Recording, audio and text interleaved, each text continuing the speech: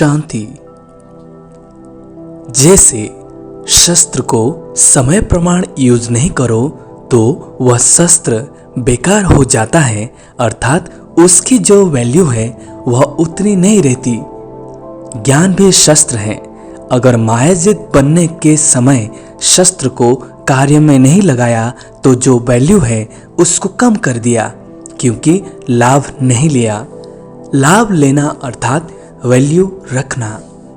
ज्ञान रत्न सबके पास है क्योंकि अधिकारी हो, लेकिन भरपूर रहने में नंबरवार हो।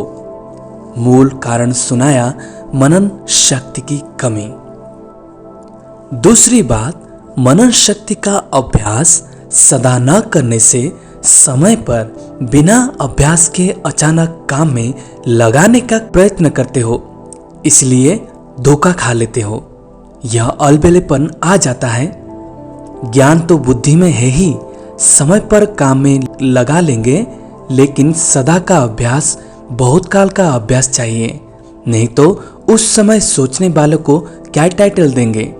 कुंभकर्ण। बाबा बता रहे हैं, हरेक श्रेष्ठ आत्मा ने कितने ज्ञान रत्न जमा किया, अर्थात जीवन में धारण किए हैं। एक एक ज्ञान रत्न पद्मों से भी ज्यादा मूल्यवान है। तो सोचो, आदि से अब तक कितने ज्ञान रत्न मिले हैं। बाबा बता रहे हैं, जब से हमको ज्ञान मिला, आदि से लेके अभी तक बाप दादा के ज्ञान रत्न कितने हमारे अंदर धारण किए या हमारे जीवन में उसको यूज कर रहे हैं। तो सोचो, रत्नाकर बाप ने हर एक बच्चे को बुद्धि में, झोली में अनेकानेक रत्न भर दिए हैं। सभी बच्चों को एक साथ एक जितने ही ज्ञान रत्न दिए हैं, लेकिन यह ज्ञान रत्न जितना स्व प्रति व अन्य आत्माओं के प्रति कार्य में लगाते हैं, उतना यह रत्न बढ़ते जाते हैं। बाप दादा देख रहे हैं, बाप ने तो सबको समान दिए, लेकिन कोई बच्चे ने रत्नों को बढ़ाया है और कोई ने रत्नों को बढ़ाया नहीं। कोई भरपूर है, कोई अखूट मालमाल है, कोई समय प्रमाण कार्य में लगा रहे हैं, कोई सदा कार्य में लगाकर एक का पद्मागुणा बढ़ा रहे हैं। कोई जितना कार्य में लगाना चाहिए उतना लगा नहीं सकते, इसलिए रत्नों की वैल्यू को जितना समझना चाहिए उतना समझ नहीं रहे हैं। बाबा बता रहे हैं, सबको ज्ञान इक्वल मिला है, लेकिन कोई आत्मा उस ज्ञान रत्नों को यूज कर करके एक का पद्मागुणा करते हैं, और कोई आत्मा उसकी रियल वैल्यू को न जानने के कारण उसको ऐसे ही छोड़ देते हैं। जितना मिला है वह बुद्धि में धारण तो किया है, लेकिन कार्य में लाने से जो सुख, खुशी, शक्ति, शांति और निर्विघ्न स्थिति की प्राप्ति की अनुभूति होनी चाहिए, वह नहीं कर पाते हैं। इसका कारण मनन शक्ति की कमी है, क्योंकि मनन करना अर्थात जीवन में समाना, धारण करना। मनन न करना अर्थात सिर्फ बुद्धि तक धारण करना। वह जीवन के हर कार्य में लगाते हैं, चाहे अपने प्रति, चाहे अन्य आत्माओं के प्रति, और दूसरे सिर्फ बुद्धि में याद रखते और बुद्धि से धारण करते हैं। दो टाइप के आत्मा हैं।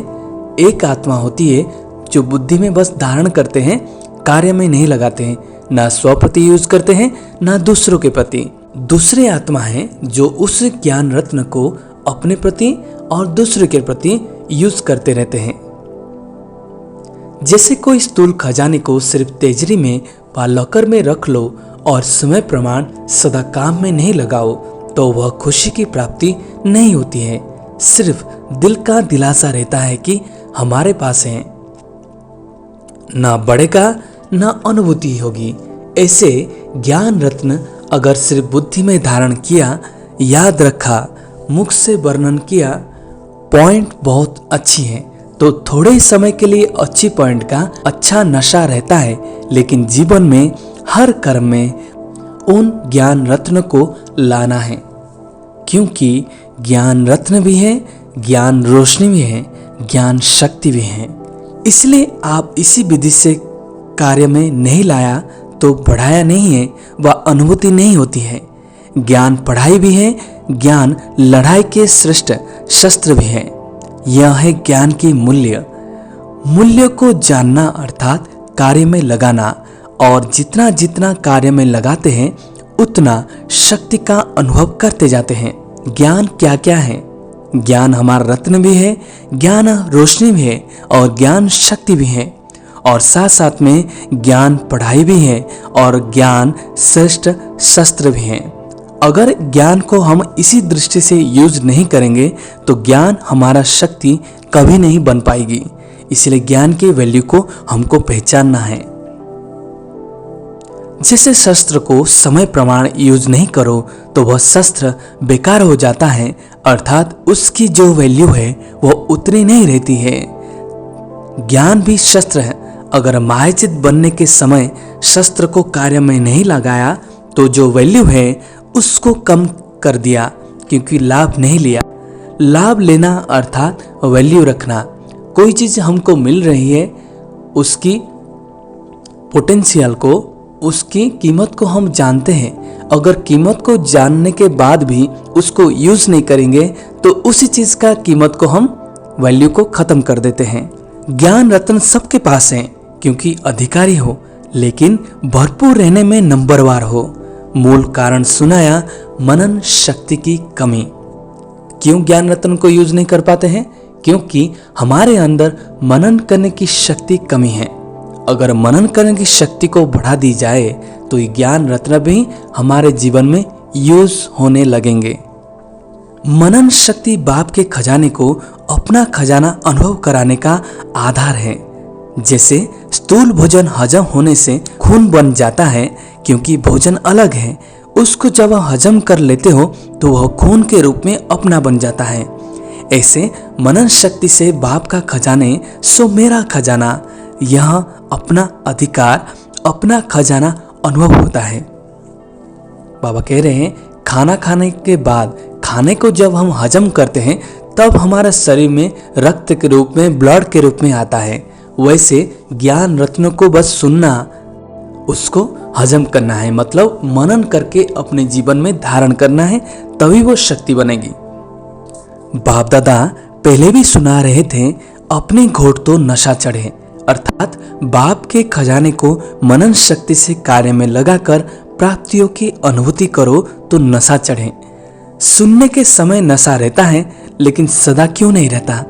बाप पूछ रहे हैं। जब हम अव्यक्त मुरली की स्टडी करते हैं तब नशा हमारा चढ़ा हुआ रहता है, लेकिन कुछ समय के बाद वो नशा गिर जाता है। वो क्यों? क्योंकि मनन शक्ति की कमी के कारण ऐसे ही होता है। इसका कारण है सदा मनन शक्ति से अपना नहीं बनाया। मनन शक्ति अर्थात सागर के तले में जाकर अंतर्मुखी बन हर ज्ञान रत्न की गुह्यता में जाना। मनन शक्ति का मतलब है जैसे गोताखोर रत्न पाने के लिए सागर की गहराई में जाता है और रत्नों को ढूंढता है और रत्न ले आता है, वैसे मनन करने की शक्ति के जरिए हम ज्ञान की गहराई में जाकर, गुह्यता में जाकर उस ज्ञान की जो शक्ति है, जो रत्न है, अपने अंदर लाना है या धारण करनी है। सिर्फ रिपीट नहीं करना, लेकिन हर एक पॉइंट का राज क्या है और हर पॉइंट को किस समय किस विधि से कार्य में लगाना है और हर पॉइंट्स को अन्य आत्मा के प्रति सेवा में किस विधि से कार्य में लगाना है, यह चारों ही बातें हर एक पॉइंट को सुनकर मनन करो। सिर्फ सुनने तक नहीं रखना है। वो ज्ञान का मतलब क्या है, उसको किस विधि से किस समय में कार्य में लगाना है और कैसे मैं स्व प्रति और दूसरे आत्मा प्रति उसको कार्य में लगाऊं, इसी रीति से हमको सुनना है या अपने अंदर समाना है। साथ साथ मनन करते प्रैक्टिकल में उस राज के रस में चले जाओ, नशे की अनुभूति में आओ।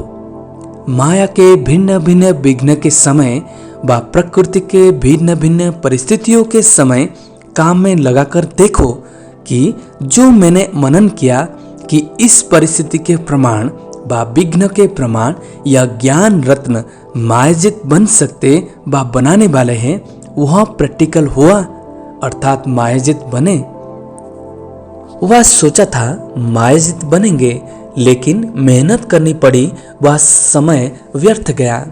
इससे सिद्ध है कि विधि यथार्थ नहीं थी, तब सिद्धि नहीं मिली। अगर सारा ज्ञान पता होने के बावजूद भी माया को सामना करते समय अगर उसमें समय गवाते हैं या सक्सेस नहीं बनते हैं, इससे सिद्ध है कि जो मैंने विधि अप्लाई की थी वो विधि यथार्थ नहीं थी, इसलिए मुझे सिद्धि प्राप्त नहीं हुई। यूज करने का तरीका भी चाहिए, अभ्यास चाहिए। जैसे साइंस वाले भी बहुत पावरफुल बॉम्ब्स, शक्तिशाली गोले ले जाते हैं, समझते हैं बस इससे अब तो जीत लेंगे, लेकिन यूज करने वालों को यूज करने का ढंग नहीं आता तो पावरफुल बम्स होते भी यहाँ वहां ऐसे स्थान पर जाकर गिरता जो व्यर्थ चला जाता। कारण क्या हुआ? यूज करने की विधि ठीक नहीं है। ऐसे एक एक ज्ञान रत्न अति अमूल्य है। ज्ञान रत्न व ज्ञान की शक्ति के आगे परिस्थिति व विघ्न ठहर नहीं सकते। वह बता रहे स्पष्ट रूप में कि तुम्हारे अंदर अगर ज्ञान रत्न है तो ज्ञान रत्न के आगे ना कोई विघ्न ना कोई परिस्थिति ठहर सकते हैं। ज्ञान की शक्ति का कमाल इतना है। लेकिन अगर विजय नहीं होते हो तो समझो यूज करने की विधि नहीं आती है। दूसरी बात, मनन शक्ति का अभ्यास सदा न करने से समय पर बिना अभ्यास के अचानक काम में लगाने का प्रयत्न करते हो, इसलिए धोखा खा लेते हो। अगर हर रोज हमारे मनन शक्ति को हम डेली यूज नहीं कर रहे हैं या डेली बाबा के ज्ञान रत्न को मनन नहीं कर रहे हैं, तो अचानक अगर मनन करने लगेंगे या अचानक अगर हम ज्ञान को परिस्थिति या कोई माया के विघ्न को सामना करने के समय यूज करेंगे तो उधर हार ही होगी, क्योंकि डेली की अभ्यास चाहिए, डेली की मनन की प्रैक्टिस चाहिए। हर रोज अगर हम बाबा के ज्ञान रत्नों का स्टडी के साथ साथ मनन करेंगे तो यह ज्ञान हमारा माया के ऊपर, परिस्थिति के ऊपर विजय पाने के लिए अमुख अस्त्र और शस्त्र बन जाएगी। चलते फिरते हर कर्म करते, चाहे स्थूल कर्म करते हो चाहे सेवा कर्म करते हो, लेकिन सारा दिन मनन चलता रहे। कोई काम ऐसे होते हैं जो कर्म कर रहे हो उसके साथ साथ और भी सोच सकते हो। वह बता रहे एग्जाम्पल के जरिए, चाहे तुम कुछ भी करो, कुछ काम ऐसे भी करते हो जहाँ पे लाइट काम रहता है, हम काम करने के साथ साथ भी मनन कर सकते हैं, तो उस टाइम मनन शक्ति को भी यूज करना है। बहुत थोड़ा समय होता है जो ऐसा कार्य होता है जिससे बुद्धि का फुल अटेंशन देना होता है, नहीं तो डबल तरफ बुद्धि चलती रहती है। कई काम ऐसे होते हैं जो सिंपल होते हैं, बस आदत बनी रहती है, उस समय हम मनन शक्ति को यूज कर सकते हैं। ऐसा समय अगर अपनी दिनचर्या में नोट करो तो बीच बीच में बहुत समय मिलता है। मनन शक्ति के लिए विशेष समय मिले तब अभ्यास करेंगे ऐसा कोई बात नहीं है, चलते फिरते भी कर सकते हो।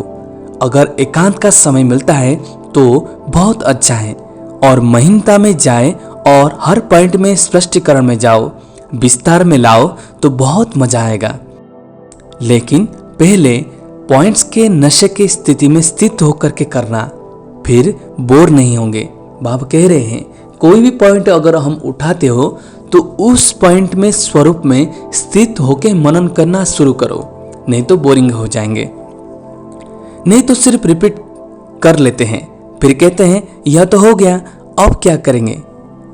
लेकिन स्वदर्शन चक्रधारी बनना अर्थात नॉलेजफुल, पावरफुल स्थिति का अनुभव करना।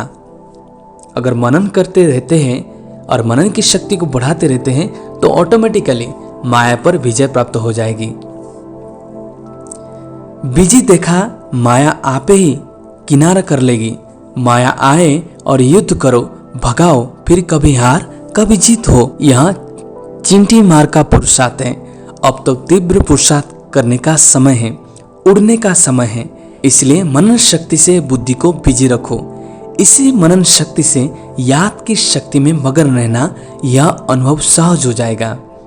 मनन करते करते हमारी स्टेजेस ऐसी आएगी जो हमको बाबा को याद करना भी सहज हो जाएगा। इसी अनुभव को बाबा कह रहे बढ़ाते चलो। मनन मायाजित और व्यर्थ संकल्प से भी मुक्त कर देता है। जहाँ व्यर्थ नहीं, विघ्न नहीं, तो समर स्थिति व लगन में मगन रहने की स्थिति स्वतः ही हो जाती है। बाबा कह रहे तुम्हारे सामने कोई विघ्न नहीं है, व्यर्थ की खाता नहीं है, तो ऑटोमेटिकली समर स्थिति आने लगेगी और ये समर स्थिति लग्न में मगन स्थिति भी ले आएगी। कोई सोचते हैं बीजरूप स्थिति का या शक्तिशाली याद की स्थिति कम रहती है या बहुत अटेंशन देने के बाद अनुभव होता है। इसका कारण अगले बार भी सुना है कि लीकेज है, बुद्धि की शक्ति व्यर्थ के तरफ बांट जाती है। क्यों बीज रूप स्थिति में स्थित नहीं हो पाते हैं जल्दी से? क्योंकि हमारे जो मन की शक्ति कहीं ना कहीं के लीकेज के जरिए वेस्ट होती रहती है। कभी व्यर्थ संकल्प चलेंगे, कभी साधारण संकल्प चलेंगे। जो काम कर रहे हैं उसी के संकल्प में बुद्धि का बीज रहना, इसको कहते हैं साधारण संकल्प। याद की शक्ति व मनन शक्ति जो होनी चाहिए वह नहीं होती और अपने को खुश करके लेते हैं कि आज कोई पाप कर्म नहीं हुआ, व्यर्थ नहीं चला, किसको दुख नहीं दिया। लेकिन समर्थ संकल्प, समर्थ स्थिति, शक्तिशाली याद रही, कर्म किया, लेकिन कर्म और योग साथ साथ नहीं रहा। कर्म कर तो बने लेकिन कर्म योगी नहीं बने। इसलिए कर्म करते भी या मनन शक्ति या मग्न स्थिति की शक्ति, दोनों में से एक ही अनुभव सदा रहनी चाहिए। कर्म करते वक्त दो चीज हमेशा याद रखनी है, ये चाहे मनन करते रहो या बाबा को याद करने की मगन स्थिति में रहो, इन दोनों में से कोई स्थिति तो रहनी ही चाहिए। तो आज मनन करने की विधि सुनाई। माया के विघ्न से सदा विजय बनना व सदा सेवा में सफलता का अनुभव करना, इसका आधार है मनन शक्ति। ओम शांति।